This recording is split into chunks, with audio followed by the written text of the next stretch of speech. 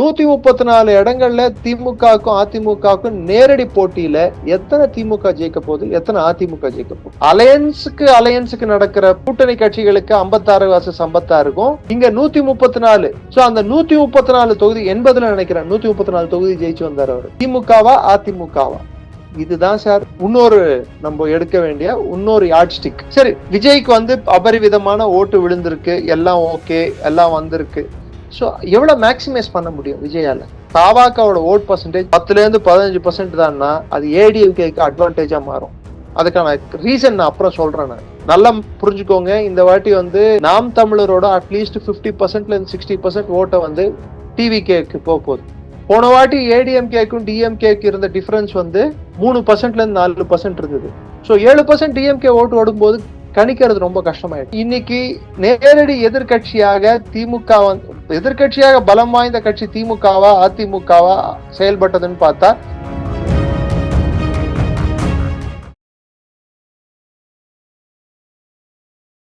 இளைய பிறந்த நேயர்களுக்கு வணக்கம். இன்னைக்கு நம்ம நேர்களில் நம்ம சிறப்பு விருந்தினர் டிஃபென்ஸ் அனலிஸ்டான டாக்டர் நிரஞ்சன் சார் அவர்கள் தான்.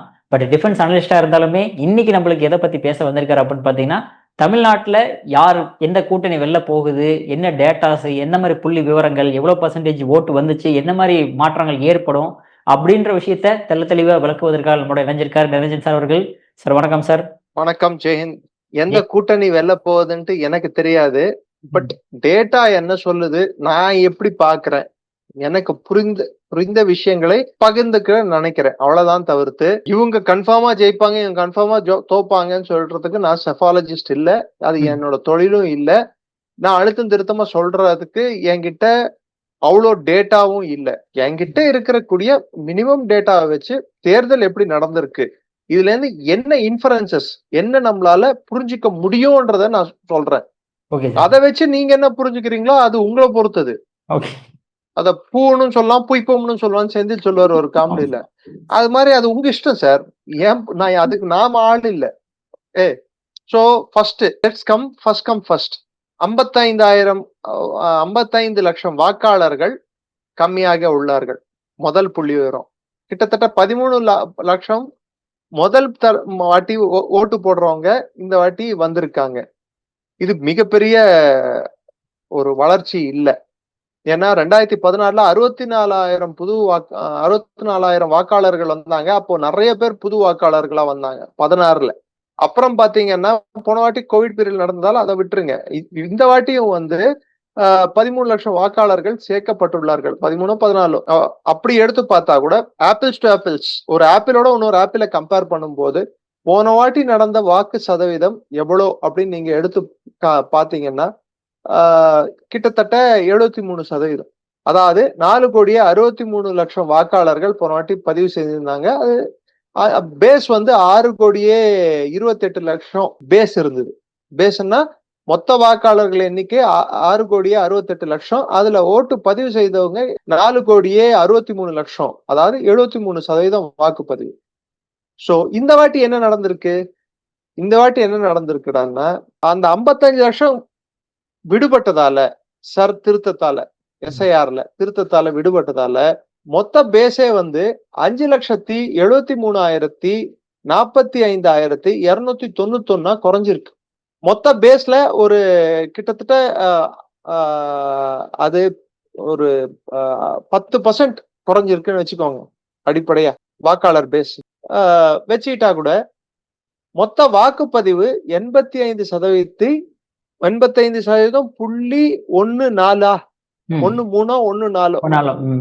அதுதான் மொத்த வாக்கு சதவீதம். சரி, ஓகே.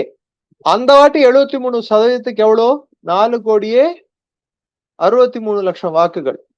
இந்த வாட்டி அப்போ அதே சதவீதம் இப்ப இருக்கிற பேஸு கம்பேர் பண்ணா எவ்வளவு வந்திருக்கணும்? 80.80% வந்திருந்தா 4,63,00,000 வாக்காளர்கள் வந்துட்டு இருப்பாங்க. அதுக்கு மேல போற எல்லா வாக்குகளுமே எக்ஸஸா இருக்கக்கூடிய வாக்குகள் தான். அதாவது அப்படி பார்த்தா எவ்வளவு வாக்குகள் எக்ஸஸா வந்திருக்கிறான்னா 4.33 வாக்குகள். 4.33 வாக்கு ஸ்விங் அப்படின்னா தோராயமா 24 லட்சம் வாக்குகள்.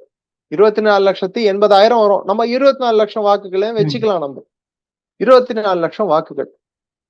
இதுல 13 லட்சம் புது வாக்காளர்களை எடுத்துருங்க. 13 லட்சம் வாக்காளர்களை இதுல சேர்த்துக்கோங்க. அதான் கழிச்சிருங்க. 13 லட்சம் வாக்காளர்கள் புதுசா ஓட்டு போட்டிருக்காங்க. அந்த 24 லட்சத்துல அப்படியே அவங்க எல்லாரும் ஓட்டு போட்டாங்கன்னு வச்சுக்கிட்டா கூட எல்லா 13 லட்சம் ஓட்டு போடுறதுக்கு சான்ஸ் இல்லை. சோ இந்த டேட்டாவை நம்ம பார்க்கணும். அடுத்து நான் ஒரு சின்ன ஒரு டேட்டா வந்து இது பார்த்து படிக்க வேண்டிய கட்டாயத்துல இருக்கிறதுனால பார்த்தே படிக்கிறேன் நானு. 90% வாக்கு எண்ணிக்கை நடந்திருக்கிறது வெறும் 5 டிஸ்ட்ரிக்ட்ல தான். என்னென்ன டிஸ்ட்ரிக்ட் பாத்தீங்கன்னா தருமபுரி, சேலம், நாமக்கல், ஈரோடு, கரூர் எல்லாமே ஒரே ரீஜன்ல வரக்கூடிய டிஸ்ட்ரிக்ட். இதே 70% கீழே வாக்குகள் நடந்திருக்கிறது வாக்குப்பதிவு, அதாவது 70% 80% வாக்குப்பதிவு, 70% கீழே இல்ல, 70% வாக்குப்பதிவு நடந்திருக்கிறது வந்து அதுவும் 5 டிஸ்ட்ரிக்ட் தான். நீலகிரி, சிவகங்கை, திருநெல்வேலி, கன்னியாகுமரி, ராம்நாடும் திருநெல்வேலியும் பக்கத்துல, கன்னியாகுமரியும் வந்து கிட்டத்தட்ட திருநெல்வேலி பக்கத்துல வந்துரும். இதுல நீலகிரி தான் எக்ஸெப்ஷன். சோ அதுவும் 5 டிஸ்ட்ரிக்ட். இதுல 80% வாக்குப்பதிவு நடந்திருக்கிறது எந்த டிஸ்ட்ரிக்ட்னு எடுத்து பாத்தீங்கன்னா கிட்டத்தட்ட 12 டிஸ்ட்ரிக்ட். திருவள்ளூர், சென்னை, கோவை, மயிலாடுதுறை, திருவாரூர், தஞ்சாவூர், புதுக்கோட்டை, மதுரை, தேனி, விருதுநகர், தூத்துக்குடி, தென்காசி 12 மாவட்டங்கள்ல 80% ஏன் 80% இந்த 4% ஸ்விங் ஓட்டு இருக்கு பாருங்க. நான் சொன்னேன் பாருங்க, 4% எக்ஸஸா வந்த ஓட்டு. இந்த 4% எக்ஸஸா வந்த ஓட்டுல வந்து சென்னை வந்து கரெக்டா அந்த மார்ஜின்ல இருக்கு. போன வாட்டி போலான சதவீதத்தோட கொஞ்சம் கம்மியா இருக்கே தவிர்த்து அதிகமா இல்ல. அதே அளவுகோல்ல தான் இருக்கு. இது ஆஹா ஓஹோ இதெல்லாம் வந்து ஒரு கட்சிக்கு புதுசா ஸ்டார்ட் பண்ணிருக்க கட்சிக்கு டிரான்ஸ்லேட் ஆயிடும் அப்படின்றதெல்லாம் இந்த டேட்டாவை வச்சு நம்ம பார்க்கும்போது அது நம்ம சில விஷயங்கள் நம்மளுக்கு புரிய வரும். ஸோ 4% ஸ்விங் அதிகம் பதிவு நடந்திருக்கிற சீட்டுகள் எடுத்து பார்த்தோம்டானா 4% கிட்டத்தட்ட 12 தொகுதிகள் இருக்கு. அதுவும் நான் இன்னொரு தரவோட நான் சொல்றேன். நான் இப்போ இது எலெக்ஷன் கமிஷனோட டேட்டா, அதை வச்ச சொல்றேன். திருவள்ளூர்ல வந்து தோராயமா 83.76% நடந்திருக்கு. அதாவது நம்ம போன வாட்டிக்கு இந்த வாட்டிக்கு 2% அதிகம்னு வச்சுக்கோங்க. 2% அதிகம் வாக்காளர்கள் போட்டிருக்காங்க. இதே சென்னை பாத்தீங்கன்னா அதுவும் அதே 2% தான். கோயம்புத்தூர் பாத்தீங்கன்னா 3%. திருச்சி பாத்தீங்கன்னா கிட்டத்தட்ட 3%. போன வாட்டிக்கு இந்த வாட்டிக்கு அதிகம். போன வாட்டி விழுந்த வாக்குகளே கணக்கு வச்சுக்கிட்டு பார்த்தா கூட அதிகம். சோ இப்படி பார்த்துட்டு வந்தா அந்த மார்ஜின் இருக்கு பாருங்க, இந்த 80-85 இருக்கக்கூடிய மார்ஜின்ல 3% ஸ்விங், 2% ஸ்விங், 2.5%, 4% வரைக்கும் வர ஸ்விங் வந்து 12 டிஸ்ட்ரிக்ட் இருக்கு. இல்ல போன மாட்டி நடந்த அளவுக்கான போலிங் நடந்த டிஸ்ட்ரிக்ட் 12 டிஸ்ட்ரிக்ட் இருக்கு. ஆனா 85க்கு மேல கிட்டத்தட்ட 90% தொட்ட மாவட்டங்கள் எத்தனை தெரியுமா? 16. 16ல என்னென்ன? காஞ்சி, செங்கல்பட்டு, ராணிப்பேட்டு, வேலூர், திருப்பத்தூர், கிருஷ்ணகிரி, திருவண்ணாமலை, விழுப்புரம், கள்ளக்குறிச்சி, திருப்பூர், திண்டுக்கல், திருச்சி, பெரம்பலூர், அரியலூர், நாகை, கடலூர் 16 மாவட்டங்கள் இருக்கு. இந்த 90% தொட்ட மாவட்டங்களையும் இந்த 85-90 தொட்ட மாவட்டங்களையும் நீங்க கணக்குல எடுத்து பாத்தீங்கன்னா இதுல பல மாவட்டங்கள் 87, 88, சில மாவட்டங்கள் 89 போலா இருக்கு. 89.9 போலா இருக்கு. சோ இந்த 90% எடுத்த மாவட்டத்தையும் இந்த 85-90 தொட்ட மாவட்டங்களையும் கணக்கு எடுத்து பார்த்தா 21 மாவட்டங்கள். 21 மாவட்டங்கள்ல போன வாட்டி நேரடியாக இன்றிருக்கும் ஆளுங்கட்சிக்கும் இன்றிருக்கும் எதிர்கட்சிக்கும் நேரடி கான்டெஸ்ட் அப்படின்னு நம்ம எடுத்து பார்க்கும்போது இந்த வாட்டி எத்தனை டைரக்ட் கான்டெஸ்ட்ல இருக்காங்க, போன வாட்டி எவ்வளவு ஜெயிச்சிருந்தாங்க, இந்த வாட்டி எவ்வளவு, அதாவது போன வாட்டி எந்த கட்சி, திமுக என்ற கட்சி எவ்வளவு இதுல எத்தனை கான்ஸ்டிட்யூன்சி ஜெயிச்சிருந்தது இந்த 21 மாவட்டங்கள்ல. இந்த 21 மாவட்டங்கள்ல அதிமுக எவ்வளவு ஜெயிச்சிருந்தது, அது ஒரு கணக்கு. அடுத்து ஒரு கணக்கு சொல்றேன். இந்த 70% கீழே போலா இருக்கு பாருங்க, இதுல வந்து போன வாட்டி திமுக எவ்வளவு ஜெயிச்சிருந்தது, அதிமுக எவ்வளவு ஜெயிச்சிருந்தது. இதே வந்து 80-85% இருக்கக்கூடிய மாவட்டங்கள்ல இந்த 4 to 3% ஸ்விங், இதுதான் வந்து ப்ரெடிக்ட் பண்றது கஷ்டம். அந்த மார்ஜின் ஸ்விங் தான் இருக்கு, 2%, 3% ஸ்விங் தான் இருக்கு. சோ அது யாருக்கு போச்சு, அது இந்த புது கட்சி வரவால யாருக்கு அஃபெக்ட் ஆச்சுன்னு கண்டுபிடிக்க. அதுல முக்கியமான விஷயம் நீங்க பாத்தீங்கன்னா, திருவள்ளூர் கிட்டத்தட்ட அர்பன் மாவட்டம், செமி அர்பன் தான் அது திருவள்ளூர். ஏன்னா சென்னை கோட்டனை போல இருக்கிறது. Chennai capital, Kovai city. அதே நீங்க திருவாரூர் தஞ்சாவூரும் டெல்டா மாவட்டங்கள், இன்னும் சொல்ல போனா திமுகவோட கோட்டையா இருக்கக்கூடிய மாவட்டங்கள். அதுலயும் ஸ்விங் வந்திருக்கு, எக்ஸ்ட்ரா எக்ஸஸ் ஓட் வந்திருக்குன்னா அப்போ மார்ஜினல் ஆன்டி இன்கம்பன்சி, அதாவது கட்சிக்கு திமுகவுக்கு எதிராக செலுத்திய வாக்குகளா இல்ல புது கட்சி வரவு, அதாவது டிவிக்கே வரவால செலுத்திய வாக்குகளா என்று நம்ம பார்க்கணும். நெக்ஸ்ட் மதுரை, அதுவும் அர்பன். நெக்ஸ்ட் பாத்தீங்கன்னா தூத்துக்குடி கிட்டத்தட்ட அர்பன். சோ நான் இந்த 80-85% வரதுல அட்லீஸ்ட் 12 டிஸ்ட்ரிக்ட்ல 5 டிஸ்ட்ரிக்ட் வந்து அர்பன் கீழே வருது, செமி அர்பன் அர்பன் கீழே வருது. சோ இதுல மார்ஜினல் ஸ்விங் வந்து பெருசா அஃபெக்ட் ஆகும். அது யாருக்கு போயிருக்குன்னு பார்க்கணும். இதுக்கு முன்னாடி யார் ஜெயிச்சிருந்தாங்க, இப்ப யார் ஜெயிக்க போறாங்க என்பது வந்து ஆன்டி இன்கம்பன்சி எவ்வளவு தூரத்துக்கு இருக்கு, இது எல்லாத்தையும் பார்த்தாதான் நம்மளுக்கு சில விஷயங்கள் புரிய வரும். அடுத்து இந்த வாட்டி நேரடி போட்டிகள் அப்படி எடுத்து பார்த்தோம்னா 56 இடங்கள்ல அதிமுக கூட்டணி கட்சிகள் கண்டெஸ்ட் பண்ணுது எனக்கு தெரிஞ்சு. பிஜேபி ஒரு 27, 18 பிஎம்கேவா, 11 அமமுகவா. சோ நீங்க கனெக்ட் பண்ணி பாத்தீங்கன்னா 56 தொகுதி. அதே போல விசிகே 8, டிஎம்டிகே 10, 18, கம்யூனிஸ்ட் ஒரு 10, சிபிஐ சிபிஎம் ரெண்டும் சேர்த்து. சோ 18 ஒரு 10, 28, காங்கிரஸ் 56. இந்த 56ல எத்தனை கூட்டணி ஜெயிக்க போறது, அந்த 56ல எத்தனை கூட்டணி ஜெயிக்க போகுது. சோ 2 கூட்டணிகள்ல அதிமுகவையும் திமுகவும் தனியா எடுத்து வச்சிருங்க வெளியே. இந்த 56 இதுல வந்து யார் ஜெயிப்பாங்க, யார் அவங்க பலத்தை ப்ரூவ் பண்ணுவாங்க, இதை நீங்க பார்க்கணும். அடுத்து எடுத்து பாத்தீங்கன்னா எனக்கு தெரிஞ்சு 134 இடத்துலயோ 140 இடத்துலயோ டைரக்டா ஏடிஎம்கேக்கும் டிஎம்கேக்கும் போட்டி. 134 140க்குள்ள எனக்கு தெரிஞ்சு போட்டி நடக்குது. 134 இடங்கள்ல திமுகவுக்கும் அதிமுகவுக்கும் நேரடி போட்டியில எத்தனை திமுக ஜெயிக்க போகுது, எத்தனை அதிமுக ஜெயிக்க போகுது. சோ அலையன்ஸுக்கு நடக்கிற கூட்டணி கட்சிகளுக்கு 56 vs 56க்கும் இங்க 134. இன்ஃபேக்ட் 2016ல அம்மையார் ஜெயிச்சு வந்தது 134 தான் நினைக்கிறேன். ஒரு காலத்துல எம்ஜிஆர் ஜெயிச்ச நம்பரும் 134 தான். சோ அந்த 134 தொகுதி 80ல நினைக்கிறேன் 134 தொகுதி ஜெயிச்சு வந்தார் அவரு. அந்த 134 தொகுதிகள்ல திமுகவா அதிமுகவா, இதுதான் சார் இன்னொரு நம்ம எடுக்க வேண்டிய இன்னொரு யார்ட் ஸ்டிக். நெக்ஸ்ட் சரி, விஜய்க்கு வந்து அபரிவிதமான ஓட்டு விழுந்திருக்கு, எல்லாம் ஓகே, எல்லாம் வந்திருக்கு. சோ எவ்வளவு மேக்சிமைஸ் பண்ண முடியும் விஜயால, தாவாக்கா என்னோட கணிப்பு படி, நான் புரிஞ்சுக்கிட்ட வரைக்கும், நான் பார்த்த வரைக்கும், என்னோட கணிப்புப்படி நான் சொல்ற ஒரு தரவு, அந்த தரவு மத்தவங்க ஒத்துக்கலாம் ஒத்துக்காம போலாம், இது நான் பாக்குறது. சப்போஸ் தாவாக்காவோட ஓட் பர்சன்டேஜ் 10-15% தான். நான் 10% நல்லா புரிஞ்சுக்கோங்க, இவ்வளவுதான் இருக்கும்னு நான் சொல்லல. 10-15% தான்னா அது ஏடிஎம்கேக்கு அட்வான்டேஜா மாறும். அதுக்கான ரீசன் நான் அப்புறம் சொல்றேன். நான் ஏடிஎம்கேக்கு அட்வான்டேஜா மாறும். ஏன்னா ஃபர்ஸ்ட் காரணம், தாவாக்கா வந்து திமுகவோட அடிப்படை ஓட்டுகளை தான் உடைக்குதே தவிர்த்து அதிமுகவோட அடிப்படை ஓட்டுகளை உடைக்கல. குறிப்பிட்டு விசிகே ஓட்டுகளையும் திமுக ஓட்டுகளையும் தான் அது. இன்னும் சொல்ல போனா இவங்க, அதாவது பட்டியலின சமூகத்து மக்களோட ஓட்டுகளையும் சிஎஸ்ஐ கிறிஸ்துவ மக்கள், கிரிப்டோ கிறிஸ்டியன்ஸ் உட்பட அவங்க ஓட்டுகளையும் பிரிக்குது. இது திமுகவோட கோட்டைன்னு நினைக்கக்கூடிய ஓட் பேங்க், அது உடையுது. சோ அப்போ 10-15% இருந்தா அது திமுகவுக்கு பின்னடைவு. அதுவே வந்து 15-20% இருந்தா டிஎம்கேக்கு வந்து ஸ்லைட் எட்ஜ், நேரோ ரேஸா மாறக்கூடும். 4-5 சீட்டு தான் வித்தியாசம் வர்றதுக்கான சான்ஸ் உண்டு.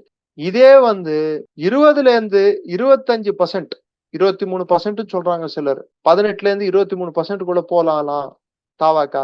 23% அப்படின்னா அப்போ ரீஜன் வைஸ் ஸ்பிளிட் அப் வந்து நம்ம பார்க்கணும். அப்பதான் நம்மளுக்கு புரிய வரும், எங்க அர்பன் ஏரியால எவ்வளவு போலா இருக்கு, 23% போலா இருக்கா, ரூரல் ஏரியால எவ்வளவு போலா இருக்கு, அந்த டேட்டா இல்லாம நம்ம கரெக்டா கணிக்க முடியாது. சோ அங்கு வரத்துக்கும் வாய்ப்பு உண்டு. சப்போஸ் டிவிகே வந்து 23%. நல்லா புரிஞ்சுக்கோங்க, இந்த வாட்டி வந்து நாம் தமிழரோட அட்லீஸ்ட் 50%ல இருந்து 60% ஓட்டை வந்து டிவிகேக்கு போகுது. சோ அதுல ஒரு 4% போட்டா கூட 8% ஓட்டுல 4% வரைக்கும் டிவிகேக்கு எடுக்கிறாங்கன்னு வச்சுக்கிட்டா கூட, இந்த டிஎம்கே ஓட்டுல இருந்து 10% வச்சுக்கிட்டாங்க, 10%ல இருந்து 12%, 16%. அப்ப மிச்சம் இருக்கிற 6-7% யாருது? ஏடிஎம்கே ஓட்டு. போன வாட்டி ஏடிஎம்கேக்கும் டிஎம்கேக்கு இருந்த டிஃபரன்ஸ் வந்து 3%ல இருந்து 4% இருந்தது. சோ 7% டிஎம்கே ஓட்டு ஓடும்போது கணிக்கிறது ரொம்ப கஷ்டமாயிடும். 7% ஏடிஎம்கே ஓட்டு உடையும் போது கணிக்கிறது கஷ்டமாகும். கிளியரா சொல்ல. ஆனா அப்கோர்ஸ் அதுலயும் ரைடர் என்னன்னா, போன வாட்டி எம்என்எம் இருந்தது. எம்என்எம் போல் பண்ண ஓட்டு எங்க போகுதுன்னு பார்க்கணும். மக்கள் நீதி மையம் போல் பண்ண ஓட்டு.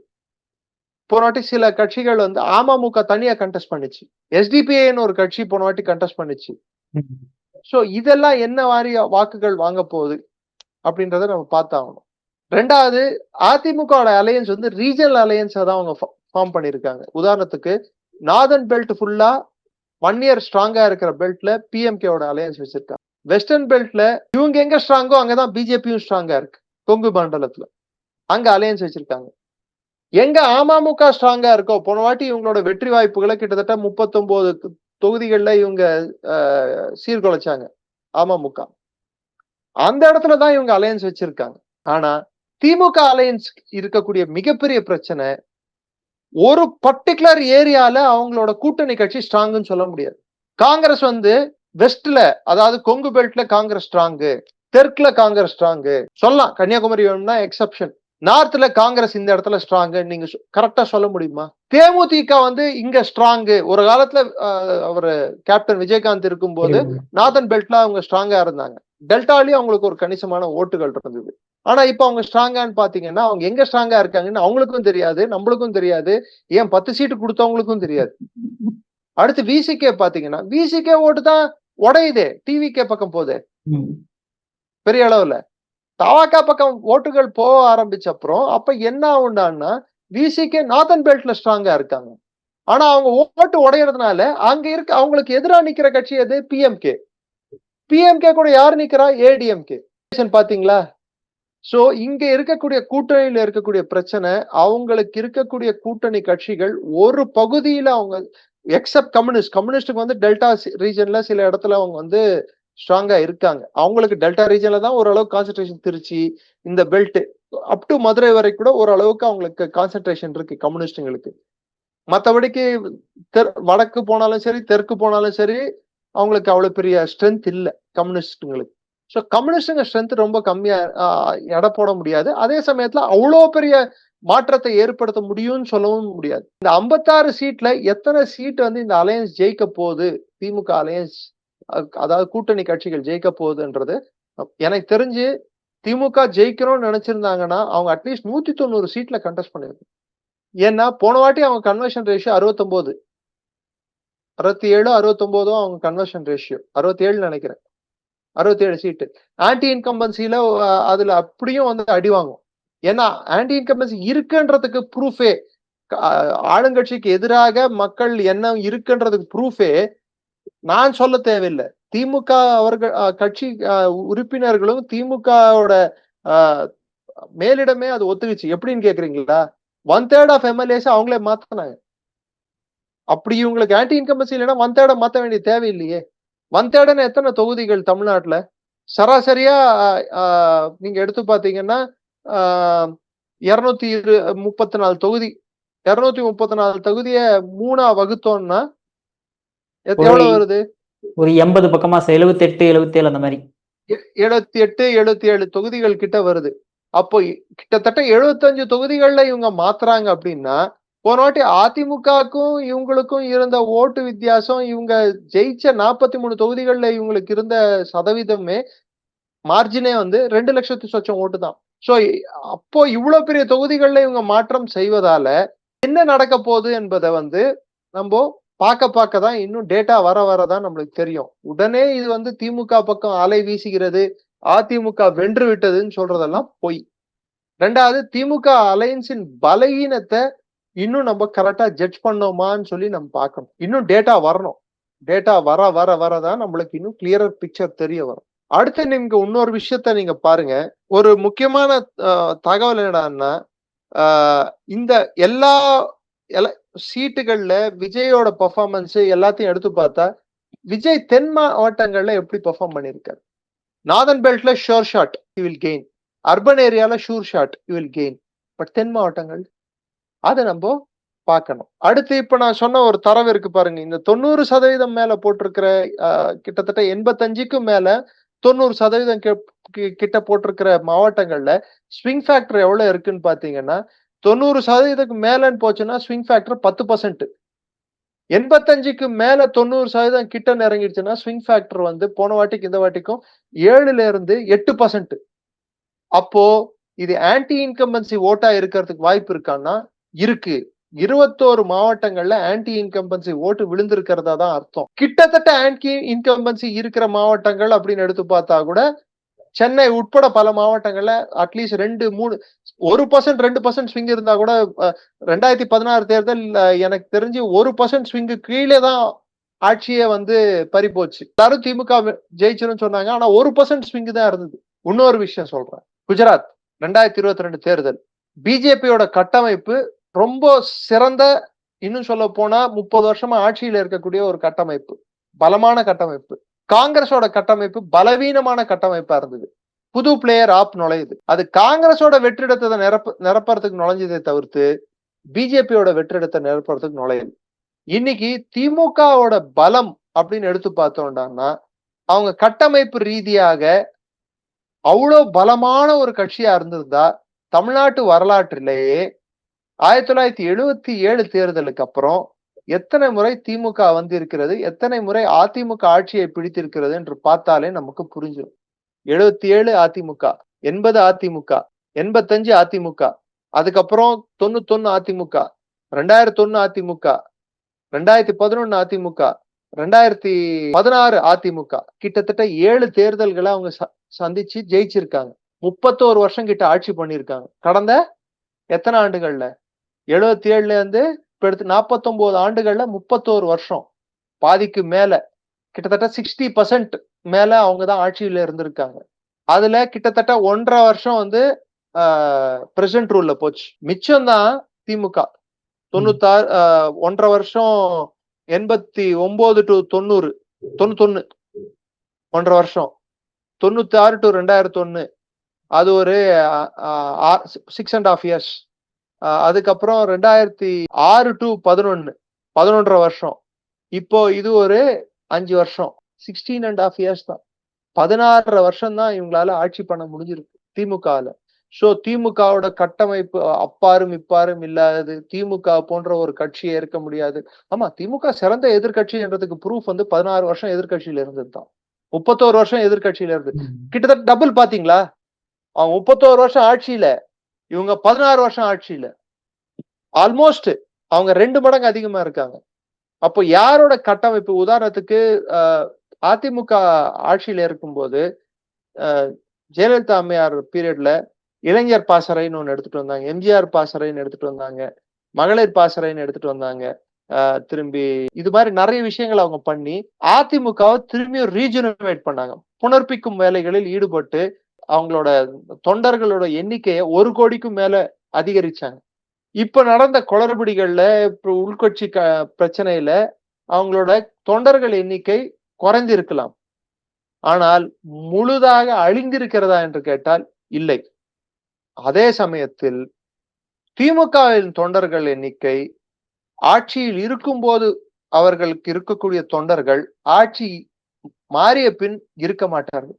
மேபி அவர்களுக்கு புத்துணர்ச்சின்னு ஒண்ணு கிடைச்சதே 2016 டிசம்பருக்கு அப்புறம் தான். அது கூட இவங்க மத்தவங்க முதுகுல சவாரி செஞ்சாங்க. பல்வேறு போராட்டங்களை ஏற்படுத்தி பல்வேறு குழுக்கள், அமைப்புகள். உதாரணத்துக்கு மக்கள் அதிகாரத்தை இன்னைக்கு இவங்களே வந்து அது வந்து அர்பன் நக்சல் கேங்குன்னு சொல்லிட்டு இவங்களே சொல்றாங்க. அப்ப அந்த மக்கள் அதிகாரத்தின் முதுகில் ஏறிதான் இவங்க சவாரி செஞ்சாங்க. சோ நேரடியான எதிர்கட்சியாக செயல்பட்டது வந்து ஒரு 75% திமுக, 25% மற்றவர்கள் இந்த என்ஜிஓக்கள் இந்த அமைப்புகள் மூலமாக திமுக தன்னைத்தானே பலப்படுத்தி கொண்டது. அப்படியே எடுத்து பார்த்தாலும் இன்னைக்கு நேரடி எதிர்கட்சியாக திமுக எதிர்கட்சியாக பலம் வாய்ந்த கட்சி திமுகவா அதிமுகவா செயல்பட்டதுன்னு பார்த்தா எப்பயுமே திமுக தான் சொல்லுவாங்க. ஆளுங்கட்சியாக சிறந்த கட்சி எதுன்னு கேட்டா எப்பயுமே அதிமுக தான் சொல்லுவாங்க. அதுக்கு உதாரணம் நான் இப்போ சொன்ன வரலாறு. இது எல்லாத்தையும் நம்ம எடுத்து பார்க்கும்போது சரி, கடந்த 91 இருந்து 91 எதுக்கு பெஞ்ச் மார்க்கா வச்சுக்கிறேன்னா, இன்னும் சொல்ல போனா ஓகே அது கூட வேணாம். 89 தேர்தல்ல இருந்து 2026 தேர்தல் கிட்டத்தட்ட 37 ஆண்டுகள் தேர்தல் வரலாறு எடுத்து பார்த்தோம்னா கூட நம்ம புரிஞ்சிக்க வேண்டிய மிகப்பெரிய உண்மை என்னன்னு பாத்தீங்கன்னா, திமுகவால 2 தேர்தல்கள்ல தான் பெருவாரியான தொகுதிகளை ஜெயிக்க முடிஞ்சது. அதுக்கப்புறம் நான் 87 தேர்தல விதிவிலக்குன்னு நான் சொல்றேன். ஏன்னா இரட்டை இலை முடக்கப்பட்டது. புறாவும் சேவலும் சின்னத்துல தான் போட்டி. இரட்டை இலை முடக்கப்பட்டதால் திமுக அபரிவிதமான வெற்றியை பார்த்தது. அடுத்து நெக்ஸ்ட் ஜெயலலிதாவுக்கு எதிராக வீசிய அலை 96 91 96 பெல்வெதர் எலெக்ஷன்ஸ். கிட்டத்தட்ட எதிர்கட்சியே இல்லாத ஒரு தேர்தல். தூக்கி அப்படியே 91 வந்த ரிசல்ட்டோட அப்படியே காப்பி தான் 96 வந்த ரிசல்ட். அன்று திமுக தூக்கி எறியப்பட்டது, 96 அதிமுக தூக்கி எறியப்பட்டது. இன்க்ளூடிங் அம்மையார் ஜெயலலிதா பர்கூர்ல தோத்து போனாங்க. எனக்கு நல்ல ஞாபகம் இருக்கு அந்த தேர்தல். ஏன்னா அந்த முறைதான் நாடாளுமன்ற தேர்தலும் சட்டமன்ற தேர்தலும் தமிழ்நாட்டுல கடைசியா ஒரே டைம்ல நடந்தது. மே 9 ரிசல்ட் தொங்கு பாராளுமன்றம் வந்தது. இங்க டிஎம்கேக்கு அபரிவிதமான ஒரு வெற்றி தமிழ் மாநில காங்கிரஸோட சேர்ந்து. சோ 96 தேர்தலுக்கு அப்புறம் எடுத்து பாத்தீங்கன்னா களம் மாறுகிறது. அலையன்சஸ் தீர்மானிக்குது. 2001 மிகப்பெரிய ஒரு கூட்டணியை ஜெயலலிதாவால அமைக்க முடிஞ்சது. டிஎம்சி, காங்கிரஸ், கம்யூனிஸ்டுகள் எல்லாரையும் ஒண்ணு சேர்த்து ஒண்ணு திரண்டு ஒரு கூட்டணி அமைச்சு எனக்கு தெரிஞ்சு அவங்க 140 தொகுதி கிட்ட என்னவோ அந்த வாட்டி ஜெயிச்சாங்க 2001 தேர்தல்ல. திமுக கூட்டணி 35-39 தொகுதிகள் கிட்ட தான் ஜெயிக்க முடிஞ்சது. அப்ப பிஜேபி அலையன்ஸ் நான் சொல்றேன் 2001 தேர்தல்ல. அதே 2006 தேர்தல்ல பாத்தீங்கன்னா நியூ பிளேயர் எமர்ஜ் ஆறாரு விஜயகாந்த் என்பவர். அசம்பிளியே தொங்கு அசம்பிளி. அன்னைக்கு இருந்த காங்கிரஸ் லெஜிஸ்லேட்டிவ் பார்ட்டி லீடர் திரு சுதர்சனம் அவர் சொன்னது இன்னும் ஞாபகம் இருக்கு. நாங்க என்ன சாமியார் மடமா அப்படின்னு கேட்டாரு. ஆட்சியில பங்கு வேணும்னு சொல்லி. இந்த வார்த்தை எங்கேயோ கேட்ட மாதிரி இருக்குல்ல. அது இன்னி வரைக்கும் காங்கிரஸ் ரிப்பீட் பண்ணிட்டு இருக்கு. எப்படி ஆட்சியில எங்களுக்கு திமுக வந்தாலும் கொடுக்க போறது இல்லை. இவங்க சொல்லிக்கிட்டே இருக்க போறோம். 2006 நடந்த தேர்தல 100க்கு கீழே 90க்குள்ளதான் திமுக சீட்டுக்கு ஜெயிச்சது. ஆனா மூச்சுக்கு 300 தடவை மைனாரிட்டி திமுக அரசுன்ட்டு அம்மையார் சொல்லி காட்டிட்டு இருப்பாங்க. திரு கருணாநிதியோட அரச மெஜாரிட்டி அரசு இல்ல. அதுக்கப்புறம் நடந்த தேர்தல்ல இந்த 8% போல் ஆயிட்டு இருந்த டிஎம்டிகே இந்த பக்கம் சேர்ந்த உடனே 159 தொகுதிகள் கிட்ட ஏடிஎம்கே ஜெயிக்குது. திமுக வெறும் 21 தொகுதி தான் ஜெயிக்குது 2011 தேர்தல். சோ பிராக்டிக்கலா பார்த்தா திமுக 89 இன்னும் சொல்ல போனா 91க்கு அப்புறமா அவங்க ப்ராப்பரா மெஜாரிட்டியோட ஜெயிச்ச தேர்தல்னு பார்த்தா 2 தேர்தல் தான். ஒண்ணு 96, அதுக்கப்புறம் 2021. எத்தனை வருஷம் கேப் பாருங்க.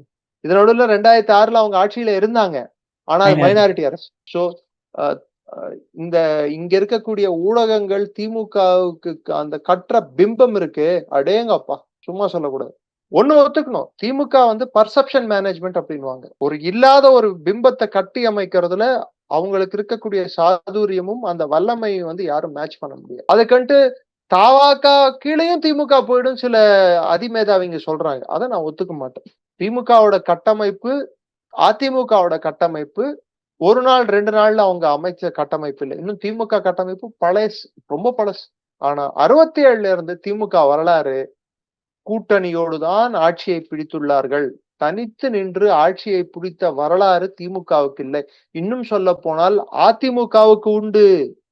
2016 தனியாக நின்று ஜெயலலிதா அம்மையார் ஜெயித்து காட்டினார். திமுக 96 தேர்தல் அலையன்ஸ் யார் கூட? தமிழ் மாநில காங்கிரஸ் கூட. 2021 தேர்தல் பல கட்சி கூட்டணி. அதுக்கு முன்னாடி 89 தேர்தல் கூட்டணி இருந்தது. அப்பயும் ஒரு 3வது பிளேயர் இருந்தாங்க. நிறைய பேர் மறந்துடுறாங்க. திரு சிவாஜி கணேசன், நடிகர் திலகம் சிவாஜி கணேசனோட ஒரு கட்சி ஒன்று இருந்தது. அது விஎன் ஜானகியோட சேர்ந்து கண்டெஸ்ட் பண்ணுச்சு.